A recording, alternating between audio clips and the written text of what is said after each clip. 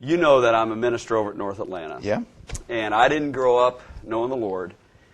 And it seems to me that we make outreach way too hard. I know what I was feeling when someone was reaching out to me, and it was real simple. And when they started making Jesus clear to me, I was drawn to Him. It just seems to me like we make it too hard. So I had this idea. Okay. All right, my wife and I teach fifth graders, greatest fifth graders on the planet. And so we got this idea that we would host a North Atlanta version of Are You Smarter Than a Fifth Grader to kind of introduce this outreach series. I like it. All right. So how can I help you do that? Okay, well, here's what I started thinking. Really what I want our fifth graders to know is I want them to know about your faith. I want them to know, like, who laid the foundations for your faith? Who helped you start thinking about the Lord? My mother, probably. I mean, to this day, it is my mother. She introduced us to church, and looking back, just by her example, just a godly woman. It's funny. My whole life, I remember my mom praying. To this day, my mom's in her 70s. She belongs to 2 prayer groups where that's just what they do. They meet and just pray for people at night. And so, yeah, she was probably the foundation for it and introduced me. And you know, I came to know Jesus at a young age, at 7 years old. Beautiful. So, yeah. And it's just been a straight shot all the way through. You know, you just started at 7, you greased rails. Well, you know what? It's been a straight shot in loving Him, but in the road and figuring out where I fit into the body of believers was a struggle for me. Because and at this point in my life, you know, I remember when I was a kid and I would look at some people in the church and I thought, oh, I can't be like that because, I mean, I'm not that serious or I'm not that straight. And then I've come to realize in my life that the God that loves us and that we love is infinitely creative. Yes. You know, when you look at people, we look different. You know, we're different sizes. He's infinitely creative, and yet He loves all of us. And so I came to learn that the way that I was wired, you know, with this funny side and this kind of push the envelope side, that God said, you know what, I can use you. You are as much a part of this body as the guy standing in the pulpit. And that was a real breakthrough for me. Yeah, see, and that's something I think about these young people, is I think when they look around the church, I think they're wondering, does anybody here look like what I imagine myself to be? You know, is there someone, a role model that I could kind of grow up into? We've been teaching these fifth graders, my wife and I, and we love their answers. We teach them, like all over our church building, we've got little signs that say, 5th grade prayer zone, stop, drop, and pray. And so they go and they pray for people in our outreach ministry. They pray for the kids and the families in the nursery. And what it's doing is helping them realize, I've got a place at this church. You know, we all have a place. We're made in His image, you know. And so there's a place for seriousness. There's a place for laughter. There's a place for sorrow. I mean, we are made in the image of God. And when we come to know Jesus, it's an inside-out thing. It's not an outside-in. But from then on, we become the Jesus that people see on this earth. Yes. Because He lives inside of us. Yes. And so, you know, and I remind myself when I'm out with people, it's like, you may be the only Jesus they ever see. That's right. Well, let me ask you this then. How are you shaping, like, the faith for your family? Well, it's like within your church.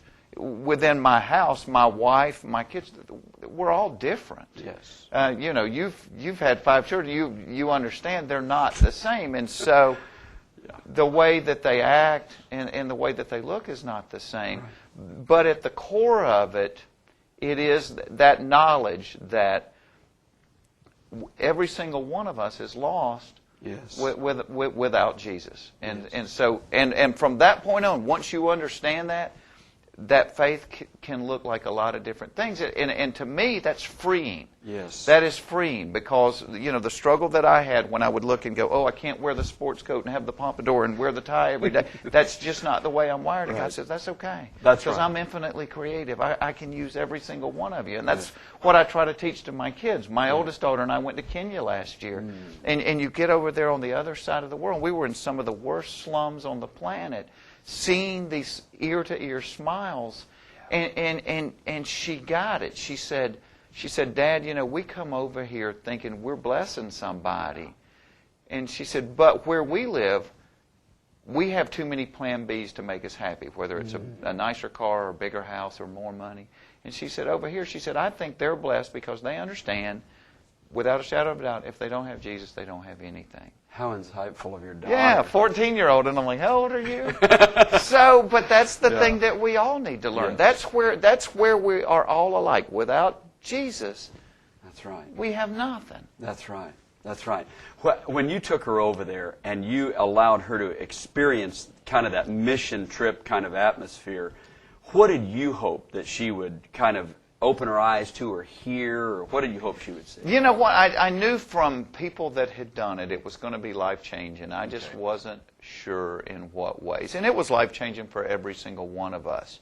I mean, for me, it was to realize that the same God that is in Alpharetta, Georgia, or Roswell, or wherever you're from, that same God is on the other side of the world, in the middle of some of the greatest poverty you've ever seen. Yes. And He's just as powerful and He's just as real there. I mean, to me, it just let Him out of a box. Wow. And it made Him everywhere. And you get out, these people had churches made out of pallets and tin, and they were so proud to share it with you, and they would just sing to you.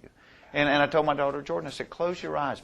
This is what part of heaven's going to sound like. Yeah. This right here. Isn't that beautiful? Yeah, man, it was awesome. Okay, everybody knows that humor is a giant part of your life. Yeah. Well, here's my question. How do humor and faith go together for you? I find I go out. I've always loved the outdoors, too. I love the outdoors. I fish, I hunt. I've just always loved the outdoors. And I found that part of my niche is that I can go out and speak at wild game dinners and bring people in that love the outdoors like I do, and they love comedy, and they'll come see me because I'm Jeff Foxworthy, the comedian, and I love comedy. I mean, I've been doing it 25 years. I've never felt like I had a job. But they will come hear me because that they know who I am, because God's given me this platform, and we'll do, redneck jokes and talk for 30 minutes. But then I'm like, okay, but let me tell you the other thing that I've learned is that God loves rednecks. Because I think a lot of people feel like I'm never going to be good enough to come to God. And the answer is, well, that's right. None of us are good Step enough. one. But our perfect God had a plan to cover that. And that was in the blood of Jesus Christ. Yes. And so, and I tell them the Bible's full of rednecks. I mean, you got David he's killing people with a slingshot. Tell me, that's got redneck. And peeking over walls, watching people take a bath. That's redneck, when Jesus decided to pick people, He didn't go to the colleges. He went down and got guys off the fishing docks. Yes. I mean, but we're all desired by Him. Yes. And that's hard, I think, for people to grasp. I mean, you're talking about being at Talladega and doing the Grand Marshal and kind of redneck heaven or hell, depending on how you do it. It's a little bit of both. Yeah. But there's so many people that once they drive away from that event, they got to go back to a life that they don't know what to do with. You're right. Yeah, they got to go back to a life where the bills are still there and there's still maintenance on the house they can't afford, and a car that's broke down, or a marriage that's broke down, or a relationship with a child that's broken. Right. And what you've done is you've not only blessed them with a moment of comedy, but you've let them know that there's something that can happen on the inside. And you know what? And that's what I believe God really wants from us is not so much performance. Because I believe the only thing we can give God is to be obedient when He taps you on the shoulder and says, hey, I want you to do something. Yes. Go over there and talk to that guy. That guy's hurting. Go talk to that guy. Or, hey, I want you to go to the other side of the world and help these people that don't have clean water or don't have food. That's the only thing we can do is obey when He tells us to do something. But I think the thing that He wants with us is intimacy. So when you talk about these people that go home to a mess, that's what God wants. He's like, bring it to me. Yes. Bring it to me. When you're sitting there at night, go, God, I don't know what to do with this. Yes. My marriage is a mess, or my finances are a mess. Go to sleep talking to Him and wake up talking to Him. That's what He wants. Mm-hmm. That's why He created us. That's what He desired from us, was that relationship. That's the only thing that matters in life. I tell my kids, the most important things in life aren't things. Right. It's relationship. It's relationship with God, relationship with your family, and relationship with your friends. That's the only thing that matters. That's beautiful. You know, when we prayed for our children when they were young, and our prayers were one way, and then they got older. And as they got older into their teen years, my prayer every day for my children is, God, speak to them in such a way that they can hear you, and cultivate their heart in such a way that they'll want to listen. Yeah. Because ultimately, that's it. That is it. Well, what would you say to our fifth graders? I got to tell you, now this fifth grade class is out of sight. We've had great fifth grade now I've heard classes. you brag on this fifth grade class more than once. They're out of sight. These kids, I can't wait every Wednesday night. Not exactly sure what to do now. I've done some things with them. I've taken my compound bow in. I've taken my muzzle loader in. So they're not sure what to expect every week. I'm not sure what the parents expect when the kids have handled guns in my class. But the main thing is we see in them such a soft heart for God. And I want them right now to know, you're not the church of tomorrow.